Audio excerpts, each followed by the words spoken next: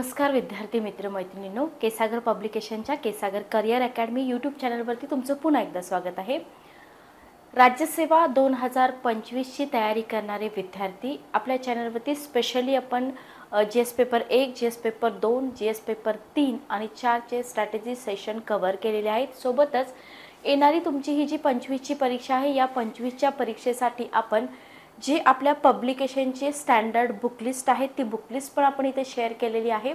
तर येणारी 25 ची एग्जाम टेन्शन घेण्यासारखं नाहीये, कारण का आपल्या पब्लिकेशनचे बेस्ट बुक्स तुम्हाला मार्केटमध्ये अवेलेबल होत आहेत। आणि ही पुस्तकं फक्त राज्यसेवा देणारे विद्यार्थीच नाही, तर पदवी आणि पदव्युत्तर परीक्षा देणारे विद्यार्थी तुमच्या सब्जेक्टसाठी ही पुस्तकं इथं इम्पॉर्टंट तुम्हाला ठरणार आहे। ठीक आहे, ओके। तर आपले जे ऑप्शनल सब्जेक्ट आहेत, ऑप्शनल सब्जेक्टपैकी जिओग्राफी ऑप्शनल विद्यार्थ्यांचा अतिशय आवडता ऑप्शनल समजला जातो। तर जिओग्राफी ऑप्शनलचे जे पुस्तकं यूपीएससीचे ॲस्पिरियंट्स वापरतात ना, तर तीच पुस्तकं आपल्याला केसागर पब्लिकेशनतर्फे मराठीमध्ये ट्रान्सलेट करून मिळत आहेत। आणि त्याच्यापैकीच एक पुस्तक इव्होल्यूशन ऑफ जिओग्राफिकल थॉट, जे खूप इम्पॉर्टंट आहे जिओग्राफी ऑप्शनलसाठी। या पुस्तकाचा रिव्ह्यू आपण इथं आज घेणार आहे आणि डेफिनेटली हे पुस्तक वन स्टॉप सोल्युशन ठरणार आहे तुमच्या सिलेबसमधला एक पर्टिक्युलर भाग कव्हर करण्यासाठी। ठीक आहे, ओके। बाकी तुम्हाला प्रत्येक सेशनमध्ये मी पुस्तकं कुठं मिळतील हे सांगितलेलंच आहे। ही आहे आपली ऑफिशियल वेबसाईट। ऑफिशियल वेबसाईटवरती जेव्हा तुम्ही एमपीएससी सेक्शनमध्ये जाता, एमपीएससी सेक्शनमध्ये तुम्हाला इथं state service prelim, paper first, paper second, state service main exam, GS paper सगळे आणि एमपीएससी ऑप्शनलमध्ये इथं जेव्हा तुम्ही जिओग्राफी सेक्शनमध्ये जाल, तर जिओग्राफी सेक्शनमध्ये तुम्हाला सगळी पुस्तकं मिळून जातील। इव्होल्यूशन ऑफ जिओग्राफिकल थॉट, जे माजिद हुसेन सरांनी लिहिलेलं पुस्तक आहे आणि याचा अनुवाद केलेला आहे आपल्या पब्लिकेशननी, जेणेकरून आपल्याला मराठी भाषेमध्ये हे जे स्टँडर्ड बुक्स आहेत हे स्टँडर्ड बुक्स मिळावे म्हणून। ठीक आहे, ओके। तर भूगोलशास्त्र विचार आणि विकास, मूळ लेखक आहेत माजिद हुसेन सर, अनुवाद केलेला आहे केसागर पब्लिकेशन। यूपीएससीचे विद्यार्थी हे पुस्तक वापरतात। आता यूपीएससीच्याच धर्तीवरती आपली पण रिटर्न एक्झाम आहे, याचा अर्थ असा नाही की सेम यूपीएससी सारखीच असेल, लेवल थोडीशी यूपीएससी पेक्षा कमी असते, लक्षात ठेवा, कारण आपण स्टेट लेवलची एक्झाम देतोय। ठीक आहे, ओके। तर या पुस्तकाबद्दल आपण आज इथं बघणार आहोत की या पुस्तकामध्ये नक्की काय आहे आणि आपला कोणता भाग इथं कव्हर होणार आहे। ठीक आहे, ओके। चला आपण स्टार्ट करूया। बघा, तर इव्होल्यूशन ऑफ जिओग्राफिकल थॉट, भूगोलशास्त्र विचार आणि विकास, ओके। याच्यामध्ये तुम्हाला कोणता पार्ट कव्हर करायचा आहे बघा।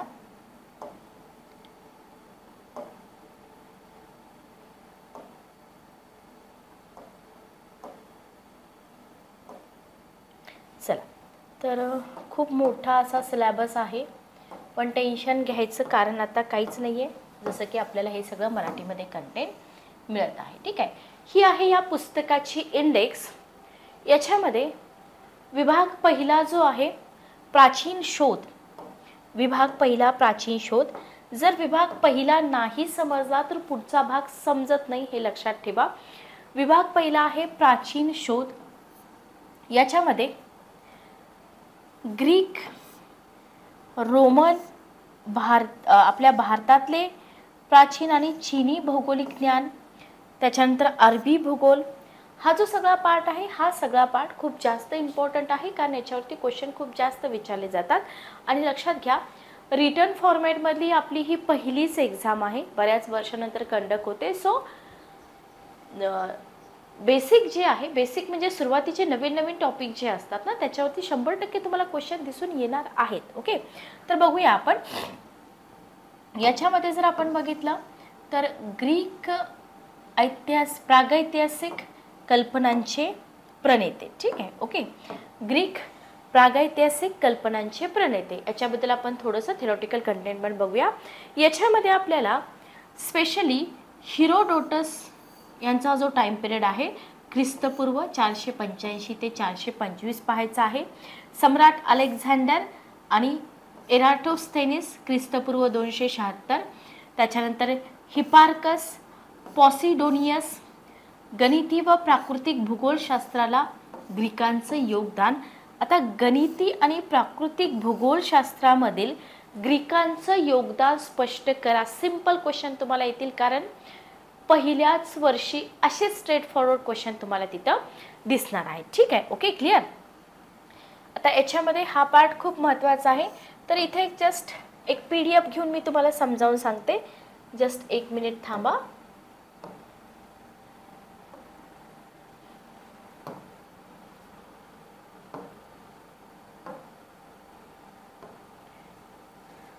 बघा,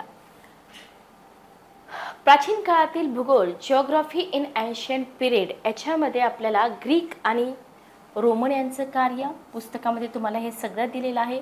अरब शास्त्रज्ञांचं भूगोलाचं कार्य, भारतीय भूगोलशास्त्रज्ञ आणि वैज्ञानिक भूगोलातील कार्य, भूगोलातील शोध आणि विकास. आता तुम्ही म्हणाल की मॅडम प्राचीन काळाचा अभ्यास का करावा लागेल? लक्षात घ्या, भूगोल हा विषयच एक प्राचीन आहे, बरोबर. भूगोल हा कसला विषय आहे? प्राचीन विषय आहे. आपण का प्राचीन काळापासून भूगोलाचा अभ्यास करतो? इव्होल्यूशन आपण का इथं अभ्यासतोय? कारण का भूगोल हा एक प्राचीन विषय आहे, लक्षात घ्या. ठीक आहे, म्हणजे आपण पृथ्वीच्या उत्पत्तीचे सिद्धांत अभ्यासतो, बरोबर. तर पृथ्वीच्या उत्पत्तीपासून या विषयाचा अभ्यास होत आलेला आहे, बरोबर. पण असं नाही आहे की सुरुवातीच्या काळामध्ये भूगोलाचं जे अध्ययन होतं ते खूप जास्त मोठ्या प्रमाणावर होतं, नाही. लक्षात घ्या, सुरुवातीच्या काळामध्ये भूगोलाचं जे अध्ययन होतं हे कसं होतं? मर्यादित होतं. ठीक आहे, ओके. प्राथमिक स्वरूपाचं होतं, प्राथमिक पद्धतीचं होतं. जसा जसा काळ लोटत गेला तसं तसं काय झालं? अनेक शास्त्रज्ञ वैज्ञानिकांनी काय केलं? निरीक्षण, अनुभव आणि अध्ययनाच्या आधारे खगोलशास्त्र, गणिती भूगोल, नकाशाशास्त्र, प्राकृतिक भूगोलाचा विचार केलेला आपल्याला इथं दिसून येतो, बरोबर आहे. म्हणजे जेव्हा प्राचीन भूगोलावरती तुम्हाला क्वेश्चन येईल, ठीक आहे, इव्होल्यूशन ऑफ जिओग्राफिकल थॉटवरती तुम्हाला क्वेश्चन येईल, तर इंट्रोडक्शनमध्ये तुम्हाला हे लिहावं लागेल की भूगोल हा प्राचीन विषय कसा आहे. कारण का पृथ्वीच्या उत्पत्तीपासून या विषयाचा अभ्यास होतोय. अर्थात म्हणजे सुरुवातीच्या काळामध्ये याचं स्वरूप कसं होतं? मर्यादित होतं. नंतर हळूहळू काय झालं?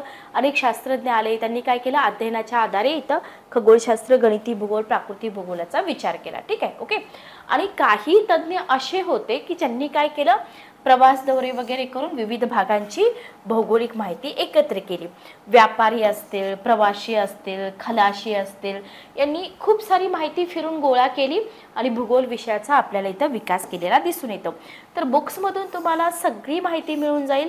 तर कोणताही क्वेश्चन जर याच्यावरती आलं तर इंट्रोडक्शनमध्ये तुम्हाला ही सगळी इन्फॉर्मेशन द्यावी लागेल.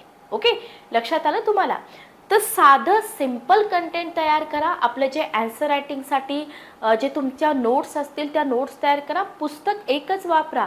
इव्होल्यूशन ऑफ जिओग्राफिकल थॉट हे पुस्तक वापरा. या पुस्तकाचं वारंवार वाचन करा. तुमच्या नोट्स तयार करा. UPSCचे प्रिव्हियस इयरचे क्वेश्चन वारंवार लिहून काढा. तिथूनच तुमचे क्वेश्चन बनतात, लक्षात घ्या. ठीक आहे. मग हे जेव्हा आपण बघतो की पृथ्वीच्या उत्पत्तीपासून हा अभ्यास आहे, मग जगामध्ये भूगोलाचा विकास जो झालेला आहे, आपण काय बोललो की हळूहळू विकास झाला. मग हा जो विकास झालेला आहे, या विकासाचे काही टप्पे पडतात आणि हे टप्पेच आपल्याला अभ्यासायचे आहेत. लक्षात आलं की जो विकास एका टप्प्यामध्ये झालाय का? नाही, हळूहळू इव्होल्यूशन म्हणतोय आपण. म्हणजे हे जे टप्पे आहेत ना भूगोलाच्या विकासाचे, हे टप्पे काय करायचे आहेत आपल्याला? हे टप्पे आपल्याला इथं अभ्यासायचे आहेत. आय होप तुम्हाला समजलं असेल. ठीक आहे. तर भूगोल ऑप्शनल खूप सक्सेसफुल ऑप्शनल आहे, लक्षात ठेवा. इथं खूप चांगले मार्क्स पण मिळतात. आता याच्यामध्ये आपण पहिला टप्पा जो अभ्यासतो, जसं पुस्तकाची मी इंडेक्स तुम्हाला दाखवली होती, ग्रीक आणि रोमन यांचं कार्य, जस्ट हे डेमो म्हणून आपण इथं घेतोय. ठीक आहे. बाकी सगळं कंटेंट तुम्हाला पुस्तकामध्ये मिळून जाईल. तर ग्रीक आणि तुम्हाला सिंपल क्वेश्चन येईल की हा जो विकास झालेला आहे भूगोलाचा, तर याच्यामध्ये ग्रीक कालखंडातील भौगोलिक संकल्पना ज्या आहेत ना, या भौगोलिक संकल्पनांचा विकास कसा झाला ते आपल्याला इथं बघायचं आहे. किंवा ग्रीक आणि रोमन यांचा जेव्हा आपण स्टडी करू तेव्हा यांच्यामध्ये जो काही डिफरन्स आहे तो आपल्याला तिथे एक्सप्लेन करायला सांगतील, काय फरक होता. Okay, clear.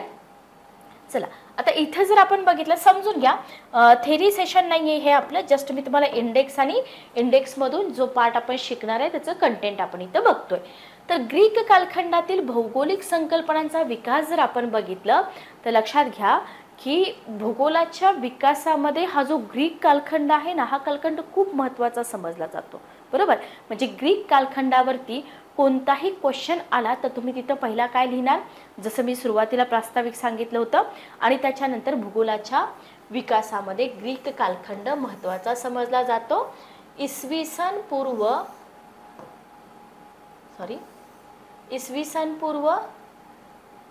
600.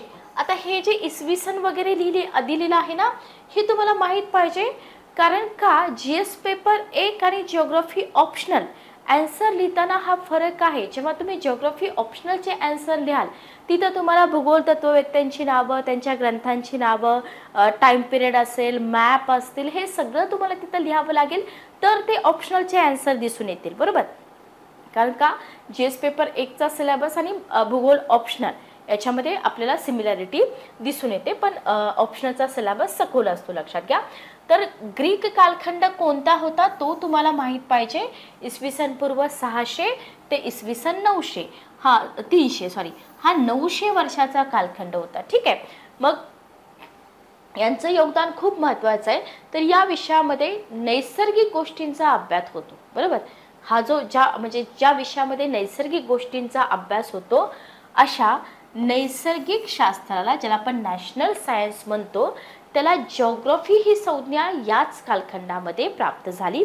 तर ग्रीक तत्ववेत्त्यांवरती ग्रीक कालखंडातील भूगोलाबद्दल जर तुम्हाला क्वेश्चन विचारला तर सगळ्यात महत्त्वाचं, ज्या शास्त्रामध्ये नैसर्गिक गोष्टींचा अभ्यास होत होता त्याला आधी नैसर्गिक शास्त्र किंवा नॅशनल सायन्स असं म्हटलं जात होतं. तर त्याला कोणती संज्ञा प्राप्त झाली? भूगोल ही संज्ञा ग्रीक कालखंडामध्ये प्राप्त झालेली आपल्याला दिसून येते. ठीक आहे, ओके. आणि याच्यानंतर काय झालं, निरनिराळ्या शास्त्रशाखांचा उगम पण झाला, त्यांचं अध्ययन पण या कालखंडामध्ये सुरू झालं.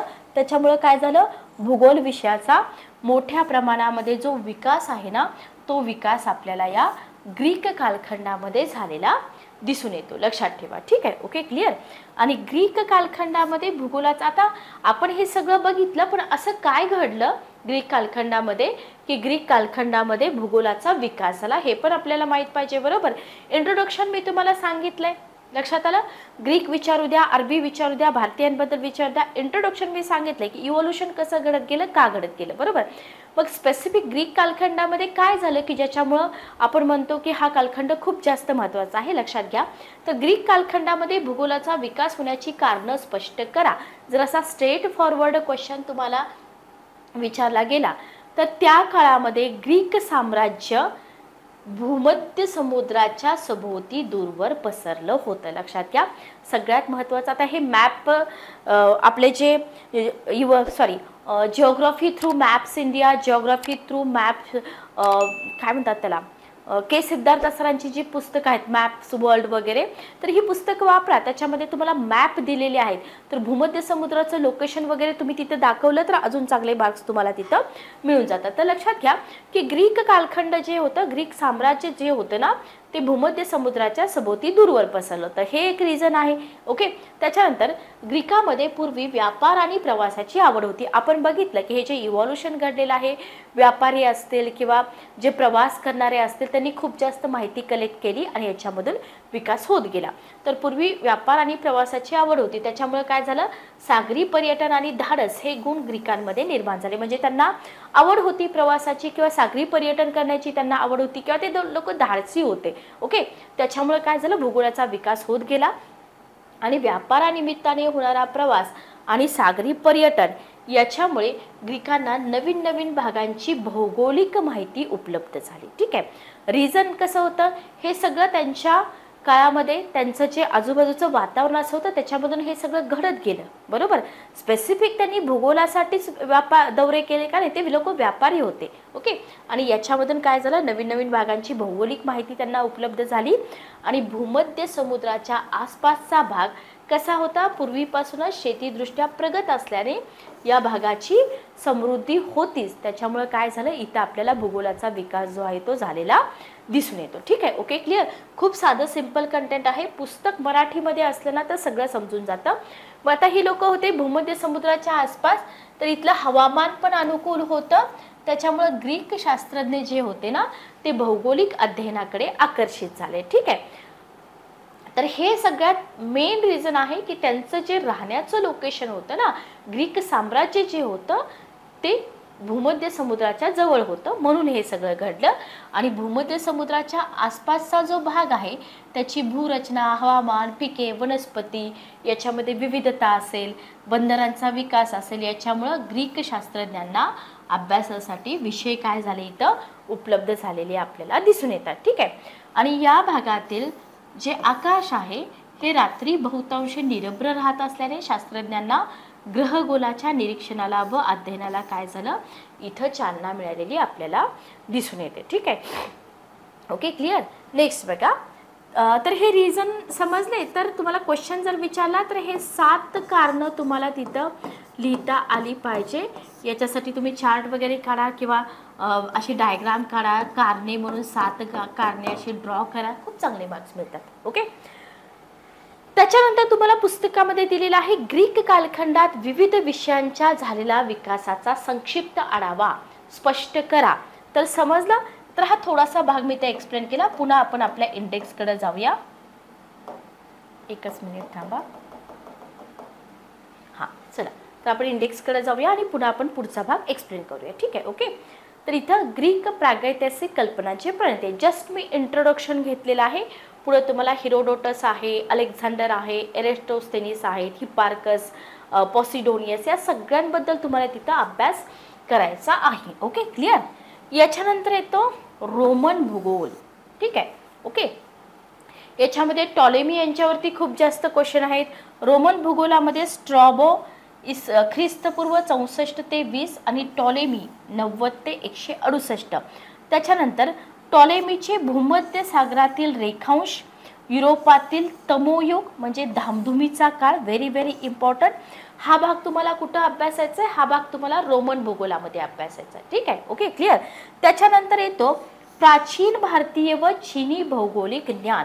याच्यामध्ये भारतामधल्या आपल्या भौगोलिक संकल्पना, ज्याच्यामध्ये आपण पृथ्वीची उत्पत्ती वगैरे अभ्यासतो. भारतवर्ष आणि चीनमधील भूगोल हा पार्ट येतो आपल्या प्राचीन भारतीय आणि चीनी भौगोलिक ज्ञानामध्ये. ठीक आहे, ओके, लक्षात आलं. त्याच्यानंतरचा पार्ट येतो आपला अरबी भूगोल, व्हेरी व्हेरी इम्पॉर्टंट. याच्यामध्ये तुम्हाला अरबांच्या भौगोलिक ज्ञानाचा विकास, ग्रीक आणि अरबी भूगोलावरती खूप जास्त क्वेश्चन येतात, लक्षात घ्या.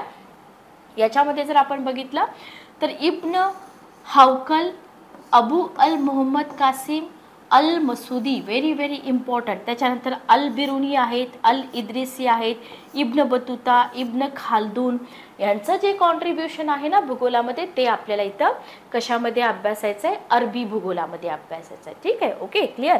त्याच्यानंतर आहे शोध आणि संशोधन. याच्यामध्ये जर आपण बघितलं तर अनेकांचं योगदान आहे. आपण काय बोललो की अनेक तत्ववेत्ते जे होते त्यांनी भूगोलामध्ये योगदान दिले. याच्यामध्ये मार्को पोलो आहेत, त्याच्यानंतर ख्रिस्तोफर कोलंबस आहेत, वास्को द गामा आहेत. वास्को द गामाबद्दल तर आपण फुल टाईमपासून वाचत आलेलंच आहोत. ठीक आहे, ओके. तर स्पेशली ग्रीक, रोमन, अरबी, भारतीय याच्यानंतर एकत्रितपणे शोध आणि संशोधन, अनेकांचं योगदान इथं दिसून येतं. त्याच्यानंतर याच्यामध्ये तुम्ही वास्को द गामानंतर अजून कोणते पर्सन आहे ज्यांनी याच्यामध्ये कॉन्ट्रीब्युशन दिलेलं आहे, फर्दिनांद मॅगेलन, ही नावं तुम्हाला लक्षात ठेवावी लागतील. ठीक आहे. कप्तान जेम्स कुक आहेत, वरेनियस आहेत, इमॅन्युएल कांट आहेत. कांटच्या थेरीवरती आपल्याला क्वेश्चन होता आणि 19व्या शतकातील मतमतांतरे विचारली जातात. ठीक आहे, तर इथं आपला विभाग पहिला संपतो. लक्षात आलं. विभाग पहिल्यामध्ये ग्रीक, रोमन, अरबी, भारतीय आणि इतर सगळे संशोधक ज्यांनी कॉन्ट्रीब्युशन दिलेलं आहे. ठीक आहे. प्राचीन पहिला भाग कोणता झाला आपला, पहिला भाग झाला आपला प्राचीन. ठीक आहे, ओके, क्लिअर. दुसरा भाग बघा, दुसरा भाग आहे अर्वाचीन विचार. ठीक आहे. दुसरा पार्ट कोणता आहे? अर्वाचीन विचार. जस्ट एक मिनिट थांबा. चला, तर दुसऱ्या भागामध्ये अर्वाचीन विचारामध्ये आधुनिक भूगोलशास्त्राचे प्रणेते. ठीक आहे. पहिल्या पार्टवरती पण क्वेश्चन असतात, दुसऱ्या पार्टवरती पण क्वेश्चन असतात. आधुनिक भूगोलशास्त्राचे प्रणेते अलेक्झांडर वॉन हम्बोल्ट 1769 ते 1859. कार्ल रिटर आहेत 1779 ते 1859. चार्ल्स रॉबर्ट डार्विन आहेत 1809 ते 1882. Very very important. त्याच्यानंतर आहे आधुनिक संप्रदाय सॉरी. याच्यामध्ये बघा, भूगोलशास्त्राचे प्रणेते लक्षात ठेवा. आधी आधुनिक भूगोलशास्त्राचे प्रणेते महत्त्वाचे 3 दिलेले आहेत इथं तुम्हाला: von Humboldt, Carl Ritter, Charles Robert Darwin. त्याच्यानंतर आहे Oscar Peschel, Ferdinand von Richthofen, Friedrich Ratzel, Alfred Hettner, लँडशाफ्ट कुंडे असतील, आल्ब्रेस्ट पेंक असतील, विडाल दी लाप्लाश आहे, जिना ब्रुनेस आहेत, एलिसी रेकलस आहेत. त्याच्यानंतर बरीच नावं तुम्हाला इथं दिलेले आहेत. आता तुम्ही म्हणाल की मॅडम आधुनिक संप्रदायामधले हे सगळे वाचायचे का? लक्षात ठेवा, वाचावं लागतं, लक्षात पण ठेवावं लागतं आणि आन्सर रायटिंगमध्ये लिहावं पण लागतं. ठीक आहे. जर आधुनिक संप्रदायावरती तुम्हाला क्वेश्चन इथं आले तर. ठीक आहे. आता याच्यासाठी आपण काय करू शकतो? याच्यासाठी आपण प्रिव्हियस जे क्वेश्चन पेपर आहेत ना UPSCचे, ते आपण इथं बघू शकतो. इथं तुम्हाला 2 महायुद्धादरम्यान अमेरिकेतील भूगोल इम्पॉर्टंट आहे. त्याच्यानंतर दुसऱ्या महायुद्धानंतर भूगोलाची कंडिशन तुम्हाला अभ्यासावी लागते. सोव्हिएत भूगोलकारांचं तत्वज्ञान अभ्यासावं लागतं. इथं प्राकृतिक भूगोल तुम्हाला अभ्यासावा लागतो. तर हा पार्ट महत्त्वाचा आहे, हा पार्ट आपल्याला करावाच लागतो. ठीक आहे. Okay, clear. त्याच्यानंतर सगळ्यात जास्त क्वेश्चन इथून पण येतात, नियतिवाद आणि शक्यतावाद. ठीक आहे. आता बघा, जे विद्यार्थी इंग्लिशमध्ये सिलेबस बघतात आणि मराठीमध्ये बघतात, कन्फ्युजन तर होणारच आहे, बरोबर. तुम्हाला बायलिंग्वल करायचं असेल तुम्ही बायलिंग्वल करा, इंग्लिश कॉपी सोबत ठेवा, मराठी कॉपी पण सोबत ठेवा. ठीक आहे. नियतिवाद आणि शक्यतावाद याच्यामध्ये बघा, तुम्हाला नियतिवाद म्हणजे काय, शास्त्रीय नियतिवादाची वाटचाल असेल, पर्यावरणीय नियतिवादाचा व्याप आहे, शक्यतावाद आहे, नवनियतिवाद आहे, संभावनावाद आहे, सांस्कृतिक किंवा सामाजिक नियतिवाद आहे. तर हा स्पेशली याला ऑप्शनलमध्ये खूप जास्त महत्त्व आहे. हे काही GS पेपर 1 मध्ये आपल्याला विचारत नाहीत, म्हणूनच हा जो भाग आहे हा भाग खूप जास्त इम्पॉर्टंट आहे. ठीक आहे. ओके, इंडेक्समधला आपण दुसरा भाग बघतोय. नेक्स्ट तुम्हाला याच्यामध्ये द्वैते आणि द्वंद्वे याच्यावरती पण क्वेश्चन विचारले जातात. पूर्णपणे नवीन भाग आहे, समजायला थोडंसं अवघड जातं, पण पुस्तक मराठीमध्ये असल्यामुळे इतकी अडचण येत नाही. ठीक आहे. द्वैते आणि द्वंद्वेमध्ये तुम्हाला सामान्य भूगोल विरुद्ध प्रादेशिक भूगोल म्हणजे काय, प्राकृतिक भूगोल विरुद्ध मानवी भूगोल म्हणजे काय, ऐतिहासिक भूगोल, वर्तमान भूगोल, स्थानिक कार्यांचा भूगोल विरुद्ध स्थानिक रूपांचा भूगोल. ठीक आहे. हा पार्ट तुम्हाला इथं अभ्यासायचा आहे. हे मी एक्सप्लेन करते तुम्हाला, आधी फक्त मी इंडेक्स दाखवते.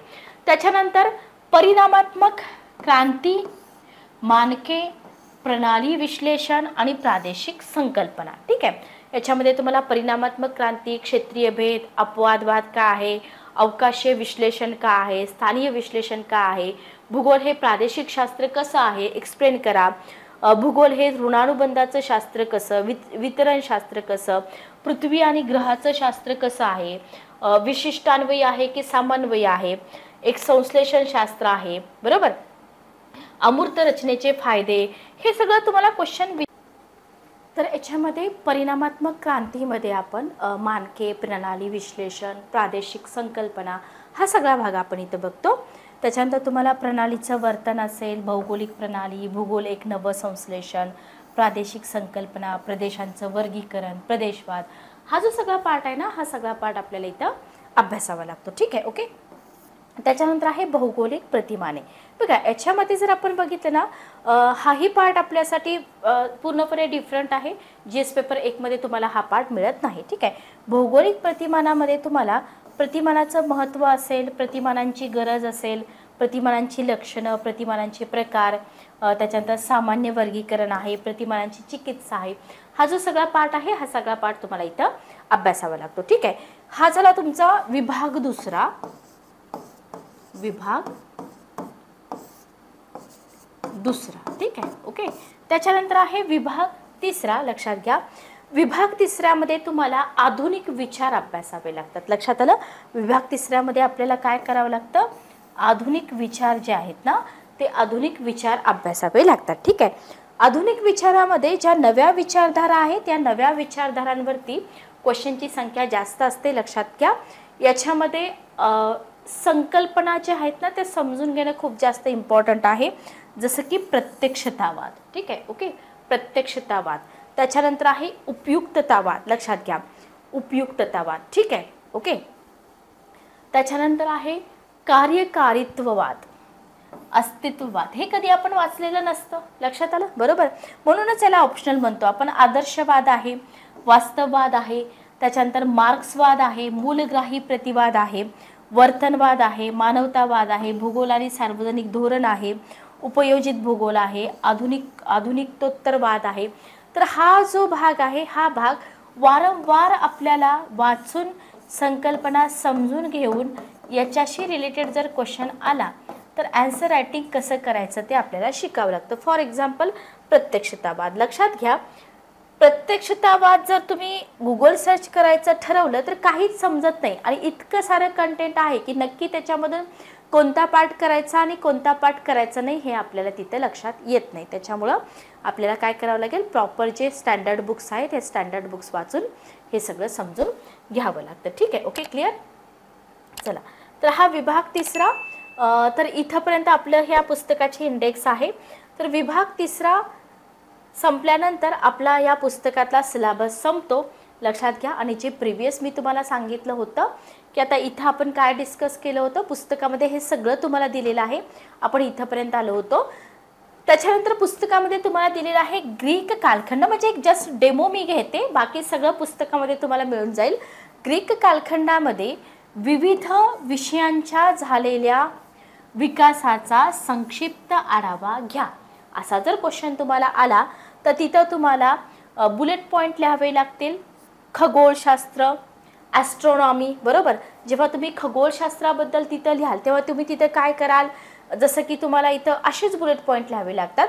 त्याच्यामध्ये तुम्हाला सगळ्यात महत्त्वाचं काय माहिती आहे, तुम्ही लिहाल की बाबा सूर्यमालिका, सूर्य, ग्रह, तारे, नक्षत्र, पृथ्वी, गती, ग्रहणे मोठ्या प्रमाणावर अध्ययन झालं. बरोबर. पण मार्क्स कुठं मिळतात की या विषयामध्ये Homer, Thales, अनाक्सिमंडर, Aristotle, Hipparcos, Ptolemy या शास्त्रज्ञांचं योगदान महत्त्वाचं आहे. ठीक आहे. ओके. त्याच्यानंतर इथं तुम्हाला हे जे सगळे शास्त्रज्ञ भूगोल तत्ववेत्ते आपण लिहिलेत ना तर यांच्याबद्दल थोडंसं सांगावं लागेल. ठीक आहे. होमर यांच्याबद्दल की बाबा यांनी काय केलं, विश्वाची उत्पत्ती आणि नक्षत्रासंबंधी एक ग्रंथ लिहिला होता. तर हे एक्स्ट्रा मार्क पे करतात तुम्हाला. ओके. आकाश, तारे यांचं वर्णन केलं. त्या ग्रंथामध्ये चंद्र, सूर्य यांचा उदय कसा झाला हे लिहिलेलं आहे. किंवा थेल्स यांच्याबद्दल तुम्ही लिहिताय तर यांनी ग्रहणाचं अध्ययन केलं होतं. थेल्स हा सूर्य आणि चंद्रग्रहणासंबंधीचे अचूक अनुमाने सांगत होते हे शास्त्रज्ञ. ओके. विश्वाची उत्पत्ती, नक्षत्रासंबंधी यांनी ग्रंथ लिहिला होता. तर हे ग्रीक कालखंडामध्ये जो विकास झालेला आहे ना, आपण काय बोलतो की ग्रीक कालखंड खूप महत्त्वाचा आहे. कारण का इथं खूप जास्त विकास झाला. तर कसा झाला, कारण ही जी लोकं होती या कालखंडामध्ये होऊन गेली आणि या लोकांनी इथं आपल्याला खगोलशास्त्राबद्दल तर हे सगळं ज्ञान दिलेलं दिसून येतं. पुढं आपण बघूया की पुढं अजून काय आपल्याला यांचं कॉन्ट्रीब्युशन दिसतं. तर याच कालखंडामध्ये अनाक्झिमंडर होते. त्यांनी काय केलं, अनाक्झिमंडर यांनी सूर्य आणि तारे यांची स्थानं, त्यांच्या दिशा निश्चित करण्याचा उपक्रम केला. सूर्याचं स्थान निश्चित करण्यासाठी त्यांनी गोमान नावाचं एक उपकरण तयार केलं. इरेस्टोस्थेनिस. तर यांच्याबद्दल तुम्हाला लिहावं लागेल जेव्हा ग्रीक तत्ववेत्त्यांचं कॉन्ट्रीब्युशन तुम्हाला विचारलं जाईल. तर इरेस्टोस्थेनिस जे आहेत ना ग्रीक वैज्ञानिक होते. खगोलशास्त्रातील कार्य मोलाचं आहे. त्यांनी पृथ्वीवर पडणाऱ्या सूर्यकिरणांचं अध्ययन केलं. पृथ्वी विश्वाच्या मध्यभागी आहे, स्वतःच्या आसाभोवती फिरते असं त्यांचं मत होतं. किंवा पृथ्वीचा स्वतःभोवतीचा फिरण्याचा कालावधी वगैरे हे सगळं कोणी मांडलं, इरेटोस्थेनिस यांनी. ठीक आहे. ओके. हिपार्कस होते, एक खगोलशास्त्रज्ञ होते. यांनी तारकांचं निरीक्षण केलं. जस्ट मी ओव्हरलुक करते. हे सगळं तुम्हाला सांगावं लागेल. टॉलेमी असतील, तर टॉलेमी ग्रीक शास्त्रज्ञ होते, पृथ्वी विश्वाच्या मध्यभागी आहे असं त्यांनी सांगितलं. ग्रह, तारे, नक्षत्र पृथ्वीभोवती फिरतात हे कुणाचं मत होतं? हे टॉलेमी यांचंच मत होतं. किंवा ग्रहीय सिद्धांत हा ग्रंथ कोण, आणि हे प्रिलियम्सला पण इथून काही क्वेश्चन विचारलेले आहेत, लक्षात घ्या. ठीक आहे. तर सांगण्याचा हेतू माझा काय की ग्रीक तत्ववेत्यांचं जे कॉन्ट्रीब्युशन आहे डेफिनेटली पहिल्या वर्षी तुम्हाला एखादा क्वेश्चन याच्यावरती बनू शकतो. ठीक आहे. Okay, clear. तर मराठीमध्ये हे सगळं तुम्हाला मिळून जाते. त्याच्यानंतर जसं आपण ग्रीक कालखंड अभ्यासतोय तसंच आपल्याला काय करायचं आहे, रोमन कालखंड पण अभ्यासायचा आहे. मग रोमन कालखंडामध्ये पण भौगोलिक संकल्पनांचा विकास झाला. मग जेव्हा आपण ग्रीक आधी का अभ्यासतो, कारण ग्रीकांची सत्ता जेव्हा संपुष्टात येते ना त्याच्यानंतर रोमन लोकांची सत्ता स्थापित होते. ठीक आहे. Okay, clear. ग्रीकांची सत्ता संपुष्टात येते आणि रोमन लोकांची सत्ता प्रस्थापित होते. याच्यानंतर रोमन लोकांनी आपल्या सत्तेचा विस्तार केला. त्याचं श्रेय जुलियस सीझर आणि ऑगस्टस यांना आहे. ओके, या काळामध्ये ऐतिहासिक आणि प्रादेशिक भूगोलाची विशेष प्रगती झाली. या प्रगतीचं जे श्रेय आहे स्ट्रॅबो यांना दिलं जातं. स्ट्रॅबोबद्दल प्रिव्हियस UPSCला क्वेश्चन वगैरे आलेले आहेत. याच्याशिवाय मरिनस असतील, मार्क्स असतील, यांनी काय केलं, भूगोलाच्या नवीन नवीन संकल्पना मांडल्या. आणि इथं आपल्याला रोमन कालखंडामध्ये जरी ग्रीक कालखंड म्हणजे जेव्हा बॅलन्स निष्कर्ष लिहावी लागतात ना तेव्हा ही वाक्य तुम्हाला लिहावी लागतात की रोमन कालखंडात ग्रीक कालखंडा इतका भौगोलिक संकल्पनांचा विकास झाला नाही. ठीक आहे. ओके, रोमन कालखंडामध्ये भूगोलाचा जास्त विकास न होण्याची कारणं काय आहेत बघा. जसं आपण ग्रीक कालखंडामध्ये भूगोलाचा विकास होण्याची कारणं बघितली तसं रोमन कालखंडामध्ये, आता हे तुम्हाला कॉम्बिनेशन करून क्वेश्चन बनू शकतो की ग्रीक कालखंडामध्ये विकास झाला पण रोमन कालखंडामध्ये का नाही झाला, एक्सप्लेन करा. ठीक आहे. ओके, तर का नाही झाला, कारण ग्रीकांप्रमाणे रोमनांमध्ये वैज्ञानिक दृष्टिकोन होता का नव्हता, कमी होता. ओके, रोमनांमध्ये विज्ञानाचा विकास करण्यापेक्षा आपल्या साम्राज्य, त्यांनी कशाला प्रेफरन्स दिला, साम्राज्य वाढवण्याला प्रेफरन्स दिला. ओके, त्याच्यानंतर रोमन साम्राज्याच्या विस्तारानंतर काय झालं, एकत्रीकरण करण्यात रोमन वर्ष अनेक म्हणजे वर्ष गुंतले. त्याच्यामुळे त्यांनी भूगोलाकडे लक्ष दिलं नाही.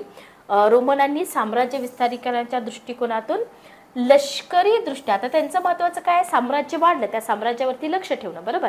तर यांनी काय केलं, लष्करी दृष्ट्या महत्त्वाचे नकाशे तयार करण्यावर भर दिला आणि इतर नकाशे तयार करण्याकडे त्यांचं म्हणजे एक हायलाइटेड पॉईंट आहे की का बरं त्यांनी लष्करीदृष्ट्या नकाशे बनवले. ठीक आहे, लक्षात आलं. त्याच्यानंतर वैज्ञानिक विकास करण्यामध्ये रोमनांनी विशेष असा उत्साह दाखवला नाही. अशा प्रकारे वरील कारणाने काय झालं, रोमन कालखंडामध्ये भूगोलाची अपेक्षेप्रमाणे प्रगती झाली नाही. बरोबर, लक्षात आलं, क्लिअर. पण इम्पॉर्टन्स कमी आहे असं आपण म्हणता येत नाही. आणि रोमन कालखंडानंतर पण भूगोलामध्ये बऱ्याच लोकांनी कॉन्ट्रीब्युशन दिलं, भूगोलाचा विकास पण होत गेला. मग याच्यामध्ये तुम्हाला खगोलशास्त्रामध्ये ग्रीक कालखंडा इतका रोमन कालखंडामध्ये विकास झाला नाही, कारण का, खगोलशास्त्रज्ञ जेवढे होते ग्रीक कालखंडामध्ये रोमन कालखंडामध्ये नव्हते. परिणामी रोमन काळामध्ये ग्रीकांनी इतकं कार्य झालं नाही. ठीक आहे. पण इथं सगळ्यात रोमन कालखंडामधला जर तुम्हाला क्वेश्चन विचारला तर स्ट्रॅबो यांचं कार्य फक्त विचारलं जातं. ठीक आहे, कुणाचं, स्ट्रॅबो यांनी काय केलं होतं, विश्वाच्या उत्पत्तीवर प्रकाश टाकला होता. विश्वामध्ये निरनिराळे ग्रह आहेत आणि पृथ्वी विश्वाच्या मध्यभागी आहेत असं कुणाचं मत होतं, स्ट्रॅबो. तर स्पेशली जर रोमन कालखंडाबद्दल क्वेश्चन आला तर आपल्याला स्ट्रॅबो यांच्याबद्दलच एखादा क्वेश्चन येऊ शकतो. गणिती भूगोल याच्यामध्ये पण प्रगती नाही दिसत, कारण मरिनस या तज्ज्ञाने अक्षवृत्त रेखावृत्ताची जाळी तयार केली होती, सरळ रेषांनी दाखवली होती. ठीक आहे. ओके, इथं त्यांनी वक्रतेचा विचार केलेला दिसत नाही, म्हणून आपण काय म्हणतो की इथं जास्त प्रगती झाली नाही. याच्याशिवाय अन्य कोणतंच कार्य झालेलं दिसत नाही. आणि नकाशाशास्त्र तर आपण बघितलं, जे नकाशे होते राजकीय हेतूपुरते मर्यादित होते, लष्करविषयक नकाशांना त्यांनी प्रेफरन्स दिलेला होता. ठीक आहे, लक्षात आलं. एकटे स्ट्रॅबो जर सोडले तर इथं जास्त कॉन्ट्रीब्युशन आपल्याला रोमन कालखंडामध्ये दिसून येत नाही. Okay, clear. रोमन कालखंडामध्ये मार्कस ॲग्रिप्पा हे जे तज्ज्ञ होते यांनी नकाशाशास्त्रामध्ये कार्य केलेलं दिसतं. यांनी जगाचं सर्वेक्षण हा नकाशा ग्रंथ संग्रह तयार केला होता, याला रोमन नकाशा म्हटलं जातं. त्याच्यानंतर प्राकृतिक भूगोलामध्ये जर तुम्ही बघितलं तर रोमन कालखंडामध्ये प्राकृतिक भूगोलात कार्य करणारे मुख्य कोण आहेत, स्ट्रॅबो प्रमुख आहेत. स्ट्रॅबोनी काय केलं होतं, निरनिराळ्या भागांचे विस्तृत असं अभ्यास दौरे केले होते. या अभ्यास दौऱ्यामध्ये त्यांनी पर्वत, नद्या, समुद्रकिनारे, भूकंप, ज्वालामुखी याचं अध्ययन केलं होतं. ठीक आहे. आणि रोमन कालखंडात भूगोलाचा जो विकास झाला होता त्याच्यामध्ये सगळ्यात मोठा वाटा मी तुम्हाला सांगितलं स्ट्रॅबो यांचाच आहे. म्हणजे आपल्याला क्वेश्चन जो विचारला जाणार आहे स्ट्रॅबो यांच्याबद्दलच विचारला जाणार आहे. लक्षात ठेवा. त्यांनी काय केलं होतं, त्यांनी दौरे केले होते. लक्षात घ्या, खूप दौरे केले होते, माहितीचं संकलन केलं होतं. नाईल नदी असेल, तिच्या उपनद्या असतील, इथं त्यांनी प्रवास दौरा केला. भौगोलिक विश्वकोश, व्हेरी व्हेरी इम्पॉर्टंट, हा ग्रंथ त्यांनी लिहिला. स्ट्रॅबोने संबंध पृथ्वीचं वर्णन केलं होतं. त्याच्यामध्ये युरोप, आशिया, आफ्रिका, ओके, यांचं सगळं वर्णन स्ट्रॅबोने आपल्याला केलेलं दिसून येतं. ओके, इथं मी स्ट्रॅबो म्हटले, स्ट्रॅबो लक्षात ठेवा. मग याच्यामध्ये आपल्याला रोमन कालखंडातील शास्त्रज्ञ आणि त्यांचं भूगोलातील कार्य एक्सप्लेन करा असा एखादा क्वेश्चन येऊ शकतो. तर इथं तुम्हाला स्ट्रॅबो यांच्याबद्दल सगळं दिलेलं आहे पुस्तकामध्ये. त्यांचा जन्म कधी झाला, त्याच्यानंतर कधीपासून त्यांनी स्टार्ट केला त्यांचं जे ग्रंथलेखन असेल, जिओग्राफिकल एन्सायक्लोपीडिया आहे, त्याचा पहिला खंड असेल, दुसरा खंड असेल. आता तुम्ही म्हणाल की मॅडम यांच्याबद्दल एवढं वाचावं लागतं का? वाचावं लागतं, लक्षात घ्या, कारण त्यांच्यावरती क्वेश्चन विचारले जातात. लक्षात घ्या. ठीक आहे. ओके, तर जिओग्राफिकल जे इव्हॉल्युशन हा जे पुस्तक आहे आपलं माजिद हुसेन सरांचं, हे पुस्तक जिओग्राफी ऑप्शनलची तयारी करणाऱ्या विद्यार्थ्यांना मस्ट आहे. हे पुस्तक तुम्ही स्किप करू शकत नाही, त्याच्याशिवाय आपण आन्सर रायटिंग नाही करू शकत. तर सुरुवातीपासूनच ऑप्शनलची तयारी केली पाहिजे. आधी प्रीची करतो, मग मेन्सची करतो, मग ऑप्शनलची करतो, हे चुकीचं आहे. तर पुस्तकासाठी तुम्हाला डिस्क्रिप्शन बॉक्समध्ये लिंक मिळून जाईल. सेशन कसं वाटलं कमेंट करून नक्की सांगा. जस्ट काही थेरी आपण डेमो म्हणून घेतलेली आहे. जर तुम्हाला आणखी काही सेशन हवे असतील तर तसं तुम्ही कमेंट बॉक्समध्ये सांगा. आपल्या वेबसाईट व्यतिरिक्त ॲमेझॉन, फ्लिपकार्टवरती पण आपली पुस्तकं अवेलेबल आहेत, तिथून पण तुम्ही परचेस करू शकता. किंवा जर तुम्ही पुण्यामध्ये राहत असाल तर केसागर बुक हाऊसला भेट देऊन तुम्ही पुस्तक घेऊ शकता. ठीक आहे. ओके, चला तर भेटूया आपल्या नेक्स्ट सेशनमध्ये. Good day, take care.